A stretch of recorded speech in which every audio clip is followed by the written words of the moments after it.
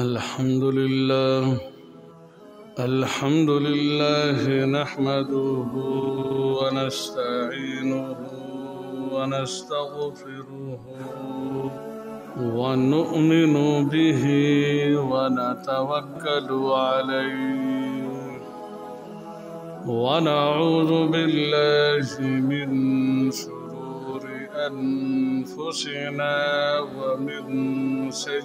ونعوذ بالله من شرور أنفسنا ومن سيئات أعمالنا ونعوذ بالله من شرور أنفسنا ومن سيئات أعمالنا من يهده الله فلا مضل له ومن يضلله فلا هادي له أما بعد فأعوذ بالله من الشيطان الرجيم بسم الله الرحمن الرحيم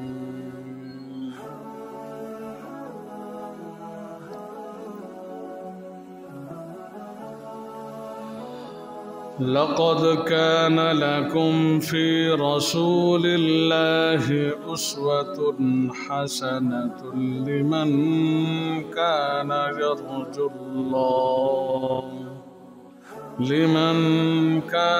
يرجو الله واليوم الآخر وذكر الله كثيرا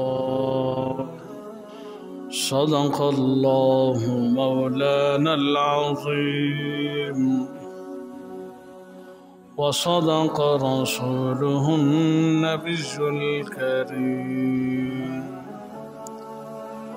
ونحن على ذلك لمن الشاهدين والشاكرين اللهم صل على محمد وعلى آل محمد كما صليت على إبراهيم وعلى آل إبراهيم إنك حميد مجيد اللهم بارك على محمد وعلى آل محمد كما باركت على إبراهيم وعلى آل إبراهيم إنك حميد مجيد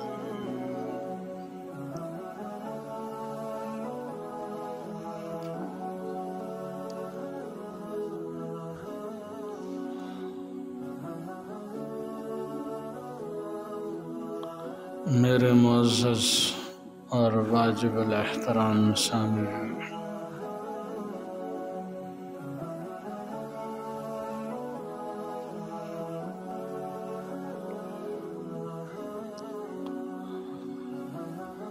اللہ اکبر۔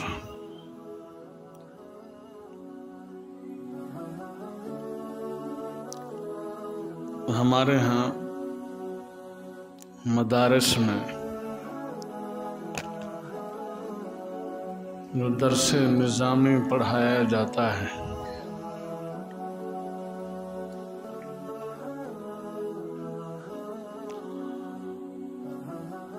اس درس نظامی میں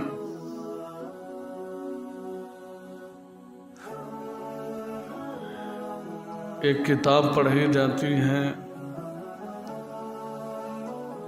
اس کا نام ہے ہدایہ شریف۔ ہدایہ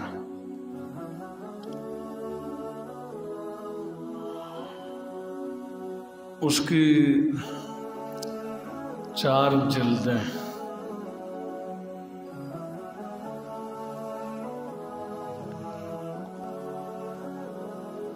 ان 4 جلدوں میں سے ایک جلد 1 سال میں پڑھائی جاتی ہے اور دوسرے سال میں، اور تیسری اور چوتھی وہ تیسرے سال میں پڑھائی اچھا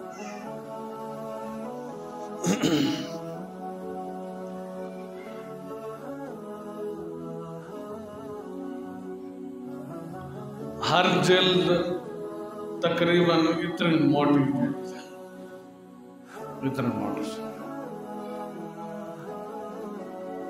ان میں سے جو پہلی جلد ہے وہ ذرا پتلی ہے،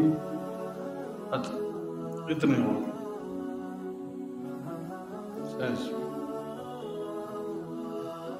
دوسری جلد اتنے موٹی سے،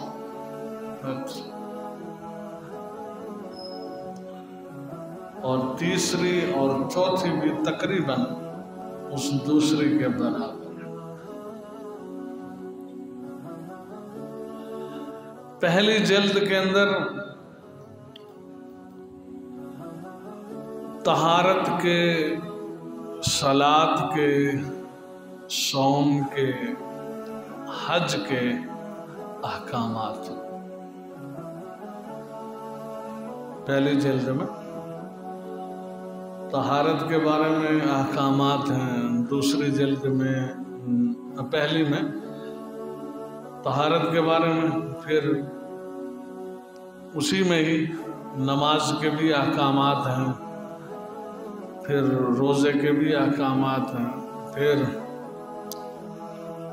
حج کے بھی احکامات ہیں پہلی جلد میں۔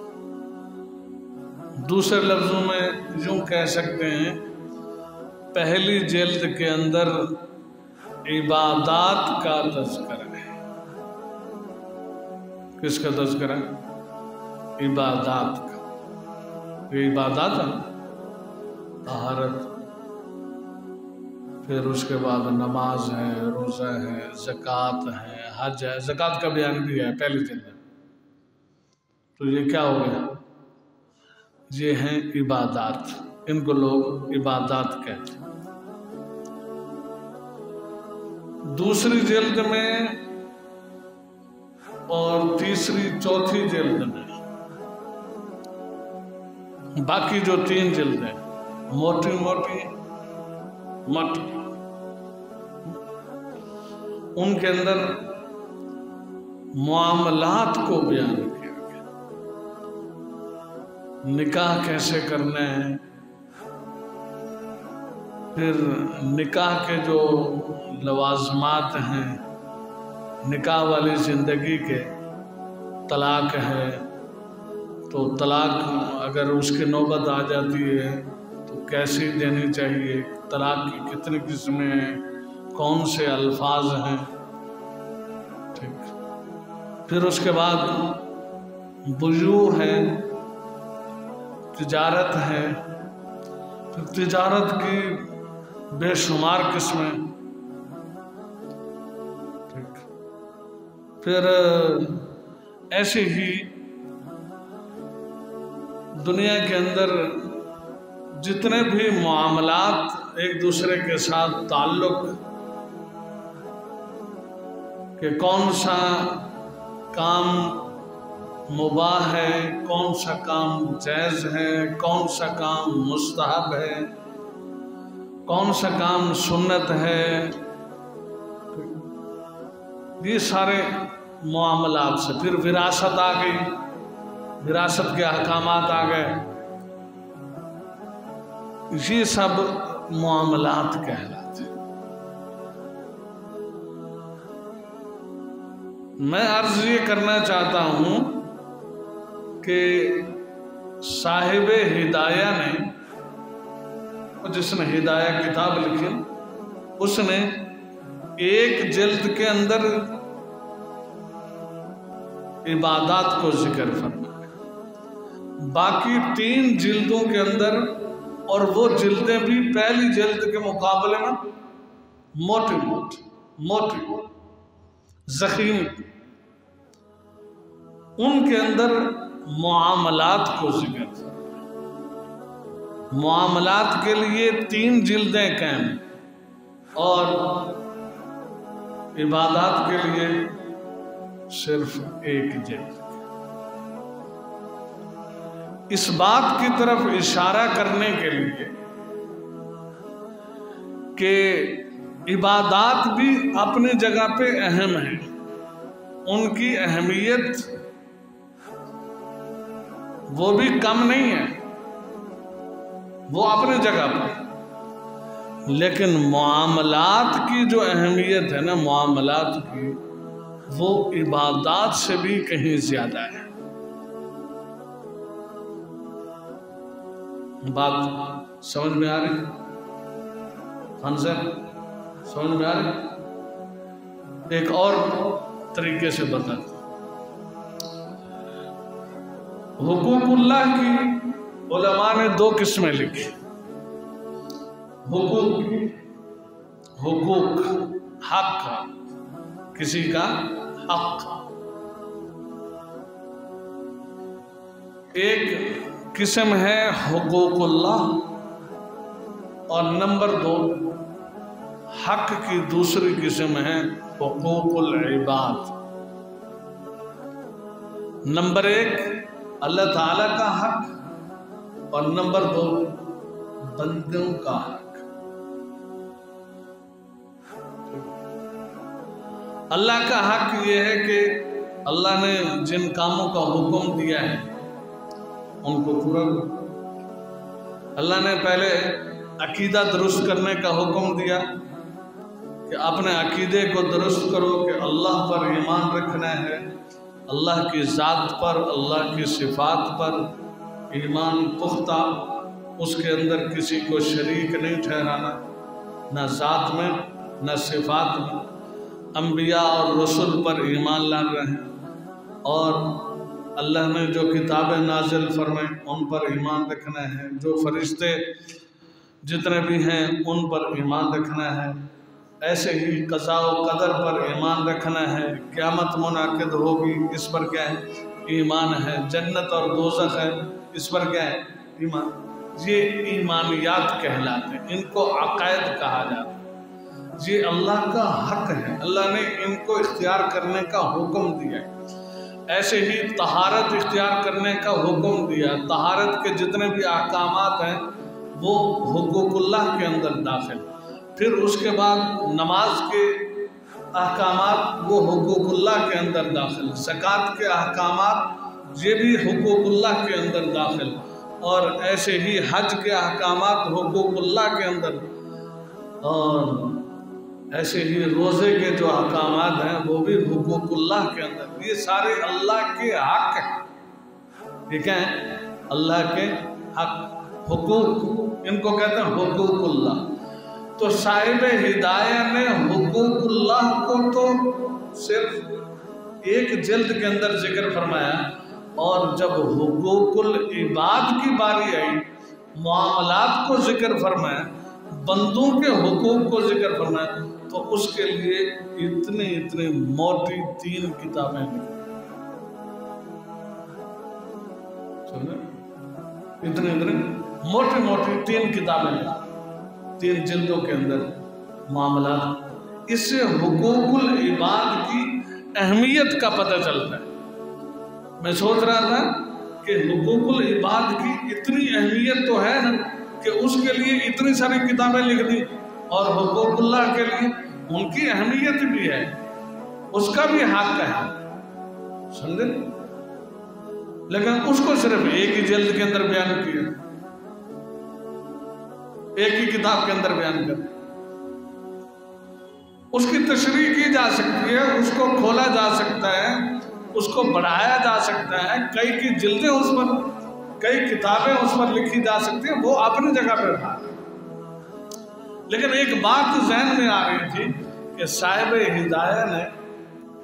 ہدایہ نے جب حقوق اللہ کو ذکر کیا، عبادات کو ذکر فرمایا، تو اس کے لیے صرف ایک جلد، اور معاملات کی جب بات آئی تو معاملات کے لیے کتاب کی 3 جلدیں بیان کریں، 3 جلدیں، 3 جلدوں کے اندر معاملات کو بیان کیا۔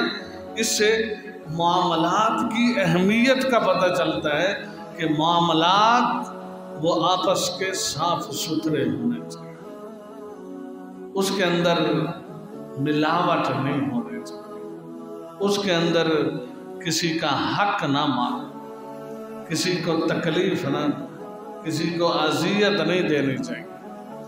معاملات گھر کے اندر کے ہوں یا گھر سے باہر کے، بازار کے اندر کے ہیں یا کسی اور جگہ کے، وہ جتنی قسم کے بھی معاملات ہیں وہ صاف اور شفاف ہوں۔ اس میں کوئی دو پیچ والی بات، کوئی ملاوٹ والی بات، کوئی دھوکے والی بات، کوئی پریشان کرنے والی بات، کوئی اذیت دینے والی بات، کوئی اس طرح کی بات نہیں ہونا چاہیے۔ معاملات چاہے بھائیوں کے درمیانی کیوں نہ ہو، اولاد اور والدین کے درمیانی کیوں نہ ہو، شریعت نے وہاں پر بھی ان معاملات کو صاف رکھنے کا حکم دیا، صاف رکھنے کا حکم دیا۔ جہاں والدین اور اولاد کا معاملات کا مسئلہ آتا ہے یا بھائیوں کے درمیان معاملات کا مسئلہ آتا ہے تو شریعت کہتی ہے کہ تعاشروا کل اخوان، کہ معاشرت کرنی ہے، حسن سلوک کرنا ہے، ایک دوسرے کے ساتھ معاملات کرنے ہیں تو ایسے ایک دوسرے کے ساتھ رہنا ہے، سمجھے، اور بول چال کرنی ہے تو وہ ایسے کرو جیسے بھائی بھائی کرتے ہیں، وہ ایسے کرو جیسے بھائی ایک دوسرے کا خیال رکھتا ہے۔ بھائی سمجھتا ہے کہ یہ میرا بھائی ہے، میرا بازو ہے، میری طاقت ہے اور میرے ساتھ حسن سلوک کرے گا، ایسے رہو ایک دوسرے کے ساتھ، معاشرت ایسی ہونی چاہیے۔ لیکن جب معاملات کی باری ہوئی تو فرمایا تعاملوا کل اجانب،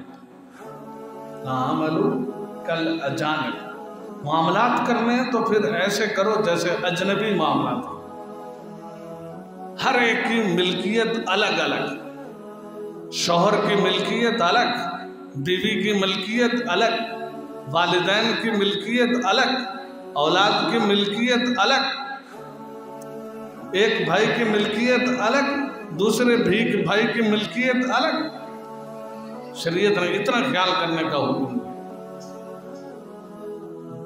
معاملات کے اندر ایسے رہو، ایسے ایک دوسرے کے ساتھ معاملات کرو جیسے اجنبی کرتے، تاکہ بعد میں کل کو پریشانی کا سامنا نہ کرنا، کہیں تم ایک دوسرے کے پھر درپے نہ ہو جاؤ، ایک دوسرے کو تکلیف اور اذیت نہ دینے لگے۔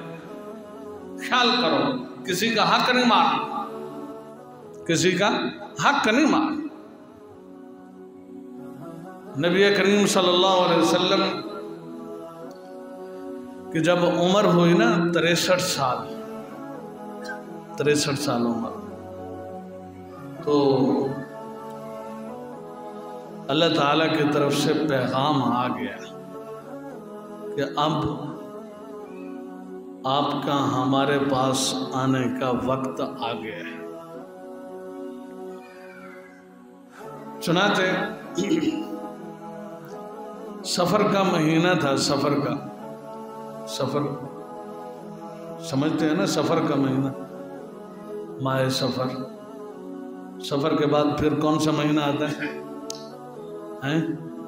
ربیع الاول کا۔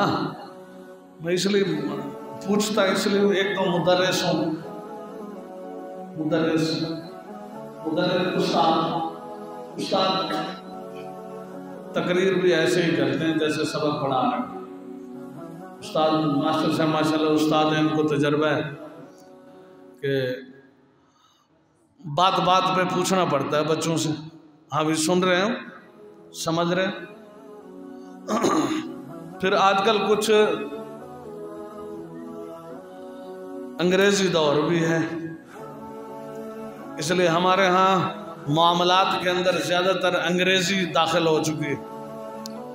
انگریزی مہینے تو ہمیں یاد ہوتے ہیں، جنوری، فروری، مارچ، اپریل، مئی، یہ، اور ان کے نام بھی یاد، ان کی ترتیب بھی یاد۔ اور جو اسلامی مہینے ہوتے ہیں، اسلامی مہینے، ان کی اول تو نام نہیں یاد ہوتے، نام یاد ہوتے ہیں تو ترتیب نہیں یاد ہوتی۔ اس لیے پوچھ رہا ہوں کہ جو سفر کا مہینہ یہ اسلامی سال کا دوسرا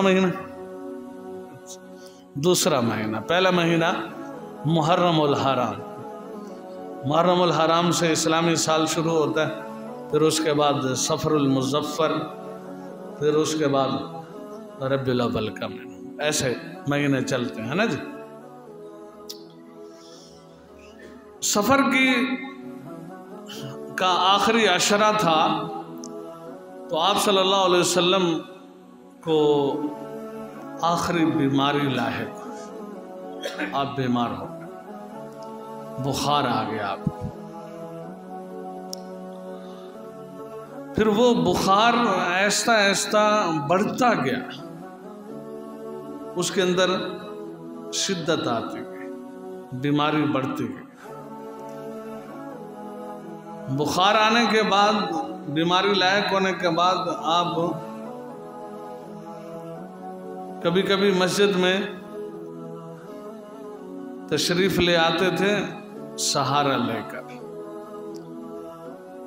2 آدمیوں کے سہارے پر آپ مسجد میں تشریف لے آتے تھے کبھی کبھی، ورنہ حضرت ابوبکر صدیق رضی اللہ تعالیٰ عنہ کو حکم دے رکھا تھا کہ میں نہ آؤں تو میرے پیچھے آپ نے نماز پڑھانی۔ وہ واقعات آپ نے کئی دفعہ سنے۔ میں جو بات سنانا چاہتا ہوں، ایک دفعہ ایسا ہوا کہ آپ صلی اللہ علیہ وسلم 2 آدمی کے سہارے پر مسجد میں تشریف لائے، اسی بیماری میں آخری جو بیماری تھی اسی میں، تو آ کے آپ نے مختصر سا خطبہ ارشاد فرمایا۔ اس کے بعد آپ نے جو جملے ارشاد فرمائے نا، وہ جملے میں آپ کو سنانا چاہتا ہوں۔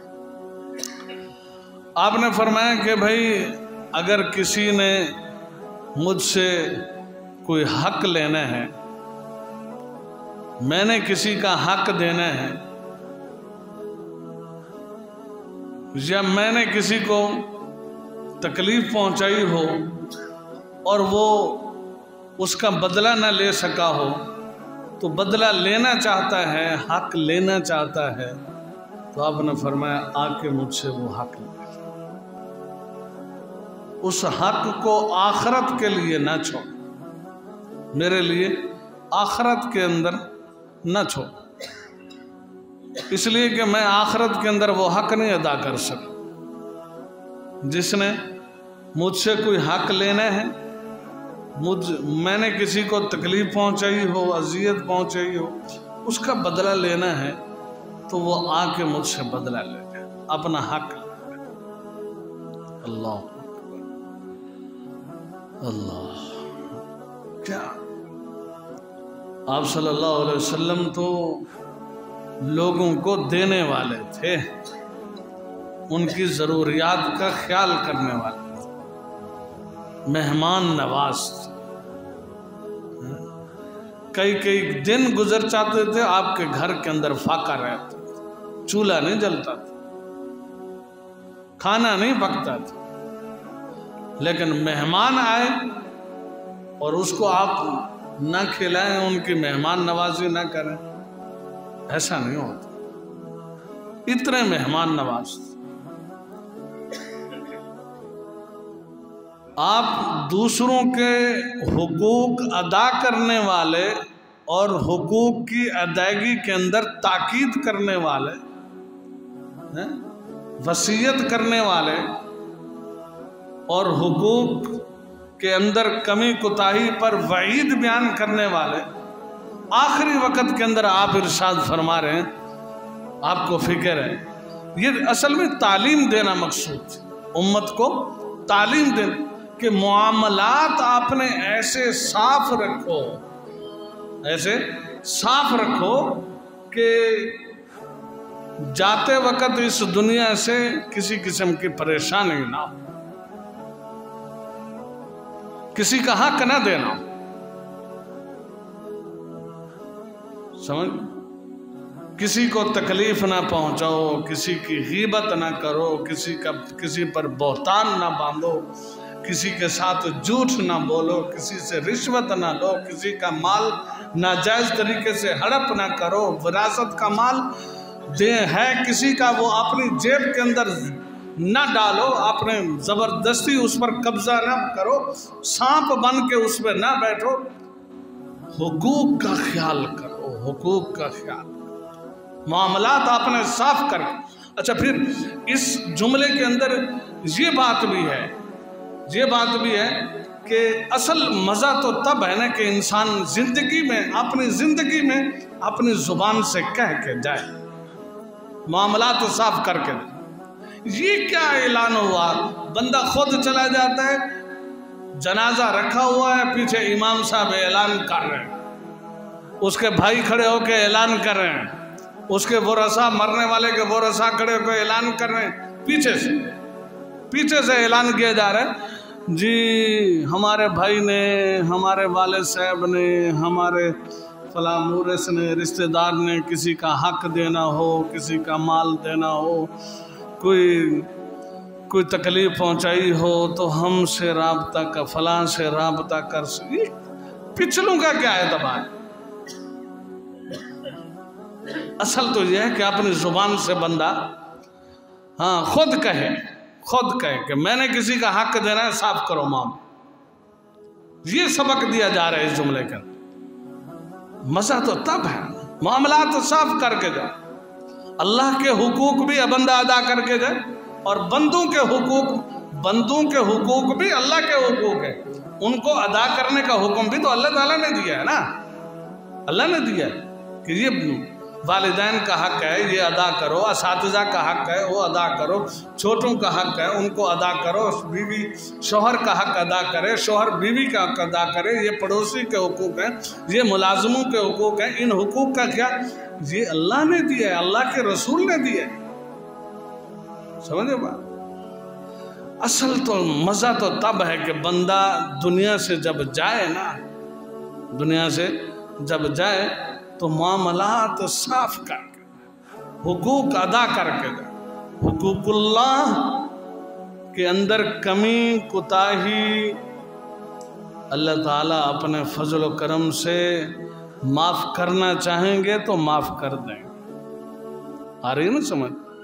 हुकूकुल्लाह के अंदर कमी रह गई, कुताही रह गई, तो अल्लाह ताला अपने फजल से माफ़ करना चाहेंगे तो माफ़ कर देंगे, अल्लाह का हक है। लेकिन हुकूकुल इबाद के बारे में उलमा ने लिखा कि वो अगरचे उसमें भी अल्लाह का हक है, बंदों के हक के अंदर अल्लाह का हक भी है। जैसे मैंने अभी समझाया कि बंदों के हुकूक को अदा करने का हुक्म भी तो अल्लाह ताला ने दिया है ना, तो अल्लाह का हक बंदों के हक के अंदर भी शामिल है, वो भी अल्लाह ताला माफ़ करना चाहे तो माफ़ कर। लेकिन बंदों का जो हक है उसमें जो एक जिहत, एक हैसियत बंदों के हक वाली है, उसके बारे में कुरान और हदीस की रोशनी में उलमा ने लिखा कि जब तक बंदे नहीं माफ़ करेंगे उस वक़्त तक वो हक माफ़ नहीं होगा। जब तक जिस बंदे का हक है वो जब तक माफ़ नहीं करेगा उस वक़्त तक वो हक माफ़। सुना से एक हदीस मुझे याद आ रही है कि एक दफ़ा आप सल्लल्लाहु अलैहि वसल्लम ने सहाबा से पूछा, तुम जानते हो कि गरीब आदमी कौन होता है? मुफलिस गरीब आदमी कौन होता है, तुम्हें पता है? सहाबा ने अर्ज किया, जो उनको समझ में आ रहा था, सहाबा ने अर्ज किया, या रसूलल्लाह हम तो समझते हैं गरीब आदमी वो होता है जिसके पास दिरहम और दनानीर, यानी उस ज़माने की जो करेंसी थी, जिसके पास दराहम और दनानीर नहीं है, जिनके पास पैसे नहीं है, वो कौन है? वो गरीब आदमी होते हैं, वही मुफलिस। तो आप सल्लल्लाहु अलैहि वसल्लम ने फरमाया, भाई असल मुफलिस और गरीब आदमी वो होगा, क़यामत के दिन एक आदमी आएगा, उसके पास नेकियों का अंबार होगा, ढेर लगा हुआ, नेकियों का अंबार ढेर लगा, और वो उस दिन खुश होगा कि बस हिसाब किताब हो या ना हो, अगर हो भी गया तब भी पहुंच जाऊंगा जन्नत में, इतना मेरे पास नेकियां हैं, नेकियों का ढेर है मेरा। खुश हो, क्यों ना खुश होना चाहिए। अल्लाह ताला ने एक नेमत दी है ना, खुशी का इजहार करना चाहिए, दिल में खुश होना चाहिए और इजहार भी करना चाहिए। लेकिन वो खुशी के अंदर तकब्बुर, गुरूर, फख्र नहीं होना चाहिए। समझ, ये पॉइंट भी आप जहन में रखें। खुशी के अंदर गुरूर, तकब्बुर, फख्र, ये चीज़ें नहीं होनी चाहिए। ये अल्लाह ताला को नापसंद। नेमत अल्लाह की तरफ से किसी को मिली है तो अल्लाह ताला भी चाहते हैं कि ये बंदा उस नेमत को जाहिर करे,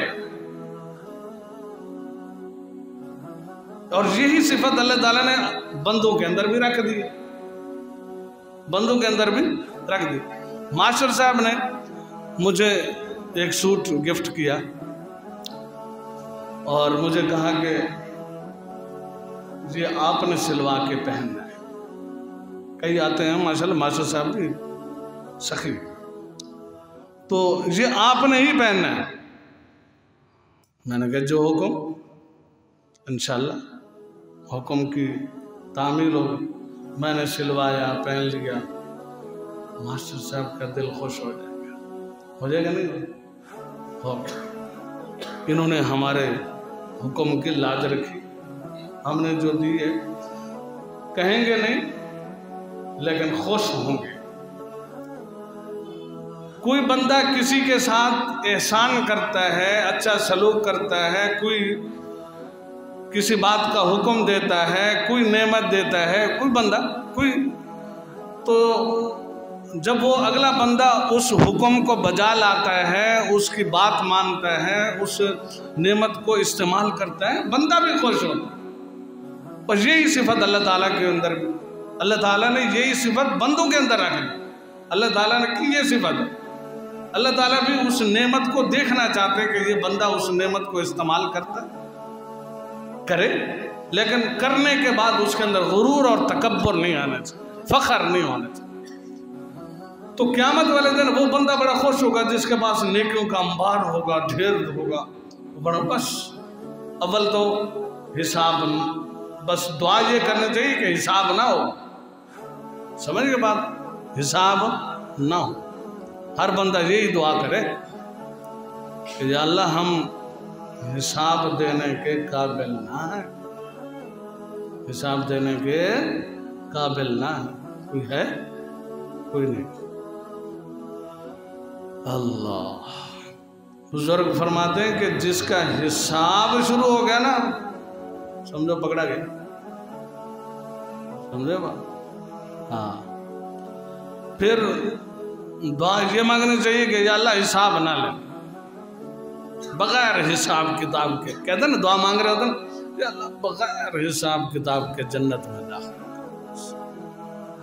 और अगर हिसाब लेना भी है तो हिसाब यसीर, हिसाब जैसे आसान है, आसान ना। हम नहीं दे सकते, हम तो दुनिया के इम्तिहान नहीं दे सकते। दुनिया के इम्तिहान में भी नाकाम हो जाते हैं, कईयों की सप्लियां आ जाती हैं, कई रात से फेल हो जाते हैं। तो आखिरत का इम्तिहान तो बड़ा मुश्किल होगा ना। तो वो अव्वल तो ये दुआ करनी चाहिए कि हिसाब ना हो। चलो हिसाब हो भी जाए तो वो बंदा बड़ा खुश होगा, चलो हिसाब हो भी गया ना, निकल जाऊँ। इतने तो पहाड़ है मेरे पास, नेकियों के ढेर लगे हुए हैं, बड़ा बड़ा।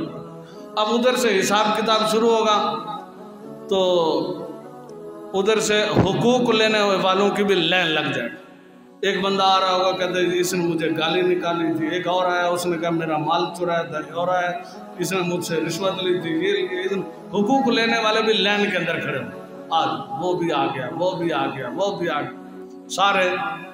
अल्लाह ताला फरमाएंगे चलो इसकी नेकियों में से इसको देते रहो, इनको देते रहो, नेकियों में से देते रहो। वो नेकियां बंदे आते रहेंगे, नेकियों उसकी नेकियां लेके जाते रहेंगे हत्ता कि उसकी नेकियां ख़त्म, लेकिन हक लेने वाले अभी तक लाइन के अंदर खड़े होंगे। आपने फरमाया हकीकत में गरीब आदमी ये है, मुफलिस आदमी ये, हकीकत में मुफलिस ये जो समझ रहा था मेरे पास नेकियों का अंबार है, ढेर लगा हुआ है, मैं तो आज कामयाब हो गया, बस आज निकल गया, हिसाब हो भी गया फिर भी निकल जाऊं, लेकिन वो सारी नेकियां गई, लेकिन हुकूक लेने वाले अभी तक लाइन के अंदर खड़े हैं। तो अल्लाह की तरफ से ऐलान होगा कि अब जो हुकूक लेने वाले लाइन के अंदर खड़े हुए हैं ना, इनके गुनाह निकालो और इस बंदे के खाते के अंदर डालो जो नेके लेकर आया था। अल्लाह क्या बचा? कुछ नहीं बचा। नेके भी गई, दूसरों के गुनाह भी उसके खाते के अंदर आ गए, कुछ भी ना बचा। खसारा ही खसारा, नफा क्या होना है? खसारा ही खसारा होना। हमारे यहाँ तिजारत के अंदर खसारा कुछ और होता है। तो एक बंदा कह रहा था जी वो दुआ करें प्रॉफिट आना चाहिए इस दफा कारोबार के अंदर, प्रॉफिट नहीं आ रहा, क्या आना चाहिए? प्रॉफिट आना चाहिए। मैंने कहा प्रॉफिट, आप इतना अरसे से दुकान चला रहे हैं, प्रॉफिट आ तो रहा होगा कि नहीं आ रहा? हाँ जी आ रहा है, ऐसे तो नहीं बैठे हुए, आ रहा है। फिर किस प्रॉफिट की बात करें? तो उसने कहा कि जी जो लेवल हमने सोचा हुआ ना प्रॉफिट का, सुन जेबें काटने का, जो लेवल हमने सोचा हुआ वो लेवल नहीं मिल रहा प्रॉफिट का, वो लेवल नहीं मिल रहा। प्रॉफिट उसका नाम है, वो जो लेवल हमने वो वहां पहुंचा हुआ था उसका नाम प्रॉफिट कह रहा था कि वो नहीं मिल रहा है अभी। अंदाजा हमारे यहाँ ये प्रॉफिट चलता है दुनिया का। अल्लाह ताला वहाँ क़यामत वाले दिन उस बंदे को खसारे के अंदर वो बन जाएगा मुफलिस, उसके पास कुछ नहीं रहेगा। उस दिन पता चलेगा कि हुकूक की कितनी कदर है, हुकूक की कितनी। इसलिए मामलात को साफ रख, किसी का हक ना मान, किसी का, ना अल्लाह का हक ना बंदे का। बंदों के हुकूक के अंदर जितने भी किस्में आते हैं, वालिदैन का भी हक अदा करो, शोहर बीवी का, बीवी शोहर का, भाई भाइयों का, मुलाजमों का। कोई डंडी शंडी मारने और दुनिया के अंदर कितना कमा लेंगे यार, कितना बल। आज तक कोई साथ लेके गया? कोई लेके गया? कोई नहीं लेके गया साथ, कुछ भी नहीं बचा। सिर्फ कफन के 3 कपड़े हों। हज़रत अबू बकर सिद्दीक रज़ी अल्लाह तआला अन्हु फरमाने लगे, आयशा, अम्मा आयशा रज़ी अल्लाह तआला अन्हु की बेटी थी ना आयशा, 2 चादरें मेरे ऊपर पहले से हैं, 2 चादरें मेरे ऊपर पहले से मौजूद हैं, बस एक चादर और ले लेना, मुझे 3 कपड़ों के अंदर दफन कर, मुझे 3 कपड़ों के अंदर। तो अम्मा आयशा के फरमाने लगी कि अब्बा जान, हमारे पास इतने पैसे हैं कि हम नए कपड़े भी ले सकते, हम 3 नई चादरें भी ले सकते हैं, उसके अंदर भी आपको दफन कर सकते, बस कपड़े ही जाएंगे कफन। तो आगे से हज़रत अबू बकर सिद्दीक रज़ी अल्लाह तआला अन्हु ने फरमाया कि बेटा नए कपड़े क्यों ज़ाय करते, बेटा नए कपड़े क्यों ज़ाय करते हो, इन्हीं कपड़ों के अंदर कफन तो हो ही जाएगा। अब ये कपड़े भी पुराने कीड़े मकोड़े और हशरातुल अर्ज़ जो हैं वो खा जाएंगे, वो भी नहीं बचेंगे। नए कपड़े किसी मोहताज को दे दे, नए कपड़े किसी मोहताज को। आज हमारे यहाँ हमारी अकल मौफ हो चुकी है, हम नई चादरें लेके, नए नए कपड़े लेके कब्रों के ऊपर चढ़ाएंगे, मज़ारों के ऊपर चढ़ाएंगे, किसी गरीब को नहीं दे सकते, किसी ज़रूरतमंद को नहीं दे सकते, किसी फ़कीर को नहीं दे सकते, हैं किसी मोहताज को नहीं दे सकते। मोहताज को देंगे तो कहीं क्या कहेंगे लोग? वो दरबार पे गया, वहां किसी ने चादर ही नहीं चढ़ाई, इतना कंजूस हो गया, फूल भी नहीं लेके गया। ये हमारे यहाँ सोच बन चुकी है। पर मुर्दों ने क्या देना है? वो खुद मर जाते हैं, जब मर जाते हैं वो अपने गुस्ल के भी मोहताज हो जाते हैं, उनको गुस्ल भी जिंदा देते हैं। और हम लोग हैं, जब वो मर जाते हैं कब्रों के अंदर चले जाते हैं, दफन हो जाते हैं ज़मीन के अंदर और मनो मिट्टी के अंदर नीचे पड़े हुए हैं, और हम कहते हैं कि ये हमारी मुराद को सुनने वाले हैं, हमारी आरज़ू और मन्नतों को यही पूरा करने वाले। यार अकायद तो ठीक कर, अपना अकीदा तो ठीक कर, دینا کس کو ہے، مانگنا کس سے ہے، یہ باتیں تو ہمیں سیکھنی چاہیے کہ نہیں سیکھنی چاہیے۔ اللہ تعالی ہم سب کو عمل کرنے کا توفیق نصیب فرمائے۔